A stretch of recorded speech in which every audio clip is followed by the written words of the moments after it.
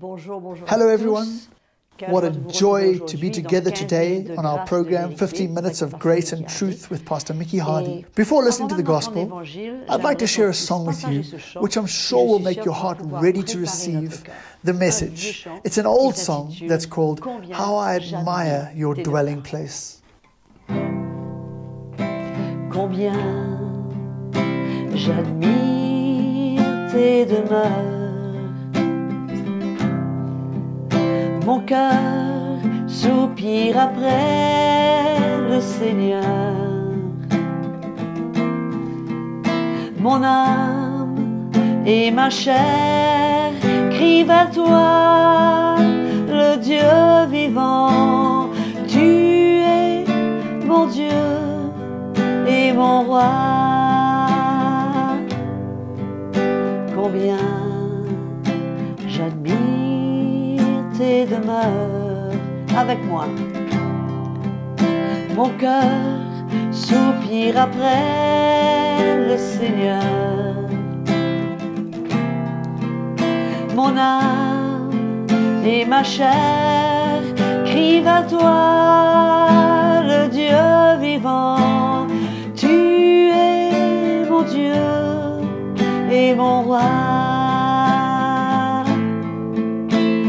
Tu es mon Dieu, tu es mon Dieu,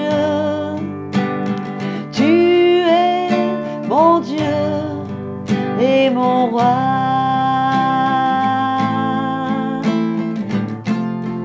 Alléluia, Alléluia.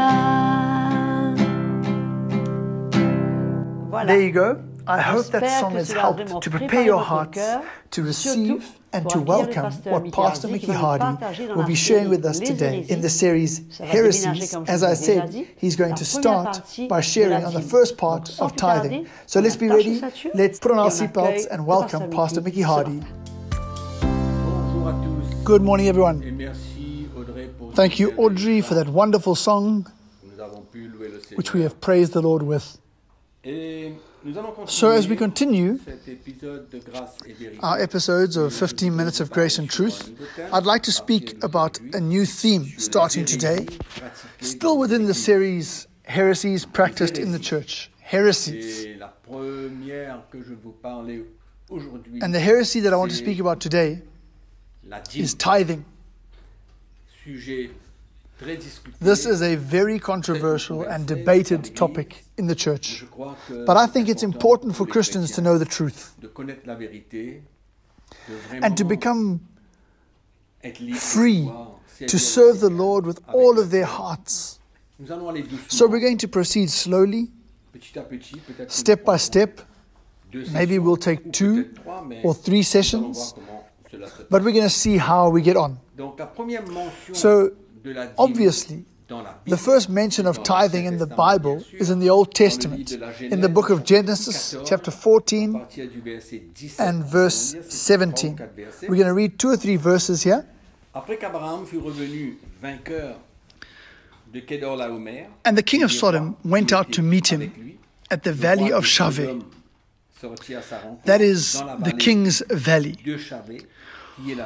After his return from the defeat of Chedorlaomer and the kings who were with him, then Melchizedek, king of Salem, brought out bread and wine. He was the priest of God Most High. And he blessed him and said, Blessed be Abram of God Most High, possessor of heaven and earth. And blessed be God Most High, who has delivered your enemies into your hand. And he gave him a tithe of all. Abraham gave him a tithe of all. As we know, a tithe means 10% or a tenth, however you want to call it. And of course, in those days, Abraham had flocks of animals, so the only thing he could give from was his flock. And since the tithe in the Old Testament was in the form of flocks and wheat and different things, it was normal to give a tenth of those things. And so we see that Abraham did not react under any obligation of law, because there was no law during Abraham's time. When God made his promise to Abraham, there was no condition, there was no law imposed upon him. And so when he met Melchizedek, who was the representative and portrayal of Jesus himself, Abraham gave from his heart. He chose by himself to give a tithe, or 10% of all that he had, to Melchizedek out of gratitude for the blessing that he had received from him. So I repeat, he did not act under any form of law, because we're speaking about a time that was about 425 years before the law was given. And so it's important to understand that when Abraham gave that tenth or that tithe to Melchizedek, there was no law in place. Abraham did it according and from his heart. He chose himself. I may repeat myself a few times during these sessions, but it's because we really need to understand this well. Now let's go to Genesis chapter 28. We're going to see here what happened with Jacob. He chose to give 10%. Let's read from verse 16. Then Jacob awoke from his sleep and said, "Surely the Lord is in this place, and I did not know it." And he was afraid and said, "How awesome is this place! This is none other than the house of God, and this is the gate of heaven." Then Jacob rose early in the morning and took the stone that he had put at his head, set it up as a pillar, and poured oil on top of it. And he called the name of that place Bethel, but the name of that city had been Luz previously. Then Jacob made a vow, saying, "If God will be with me and keep me in this way that I am going, and give me bread to eat and clothing to put on,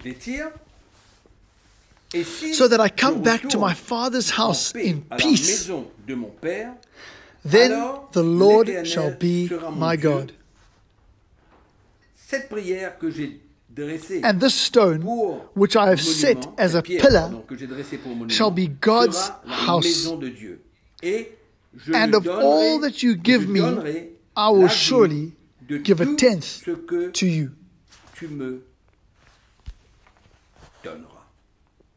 Amen.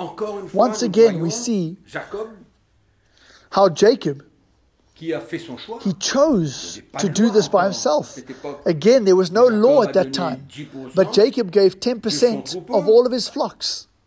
It was not a rule. It was not law. But like Abraham, Jacob chose to do the same thing. I don't know if it was by coincidence, but Jacob also chose of his own accord to give a tenth of what he had to the Lord. And that's important to understand. Then in Leviticus chapter 27, now we see that the law has come 430 years later. And in Leviticus chapter 27, we read from verse 30. "And all the tithe of the land, whether of the seed of the land,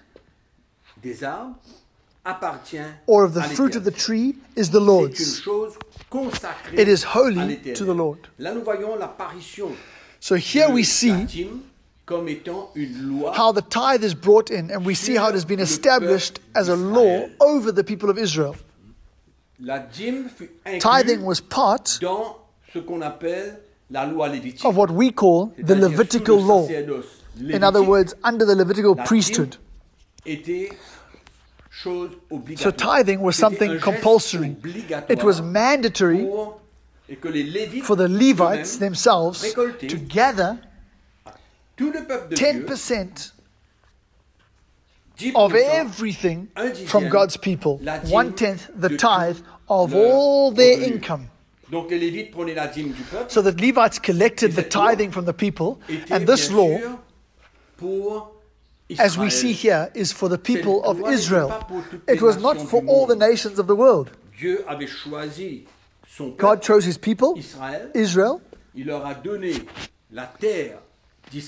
gave them the land of Israel, and then he established and made laws for them. And these laws were given only to Israel. And that's what we need to understand. It's a key element if we are to understand the whole subject of tithing. Because the Levitical laws were destined and given to the people of Israel only, the Jewish people only.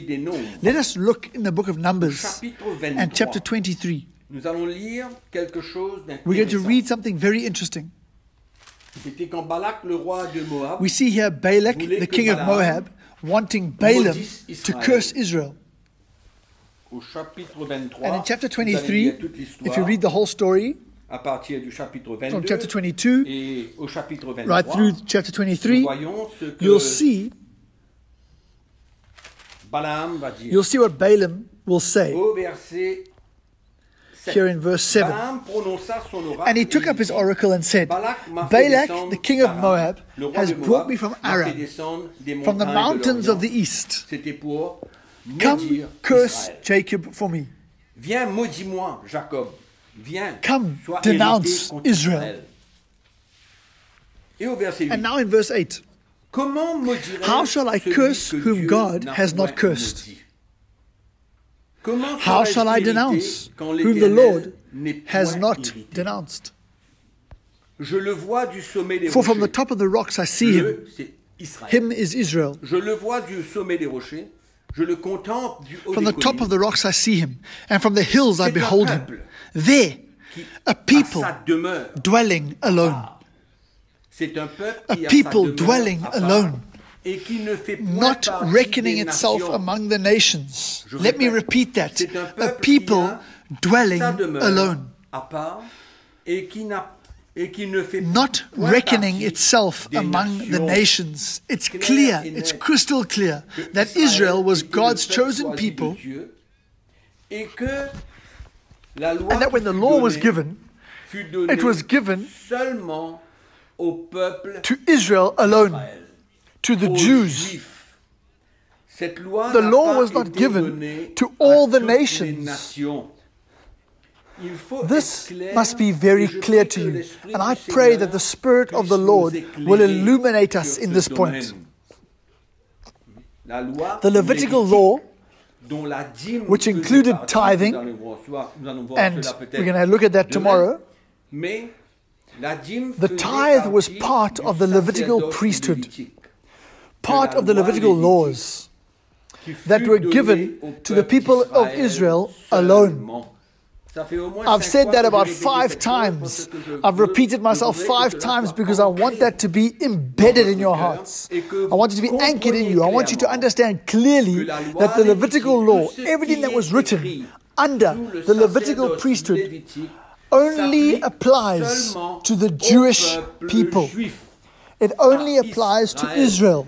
And if only we can understand that, we who now live under the new covenant, in other words, the Gentiles, then we will understand that the Levitical laws do not apply to us who are under the new covenant. Amen? We'll end there for today. We're taking it slowly.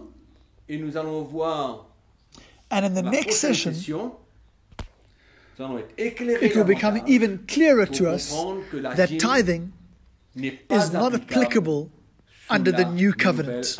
In other words, it does not apply to us who are born again by the Spirit of God. Amen? May the Lord encourage you. Get ready for the next session. Goodbye, and have a wonderful day. So here we are at the end of our program, 15 minutes of grace and truth. And I believe we've been faithful in keeping our promise, and that somewhere in your heart you've been rattled and yet you've been encouraged. That's why it's vital to not miss the next episode on this topic. So please subscribe to our CTMI YouTube channel and do not hesitate to write to us with all your questions as well as your comments. Thank you for your continued support, and make sure you're there for the next episode where Pastor Miki will be sharing part 2 on tithing. And it's important we stay through right to the end of this topic, which is going to greatly bless us. Keep serving Jesus, and we will see you soon.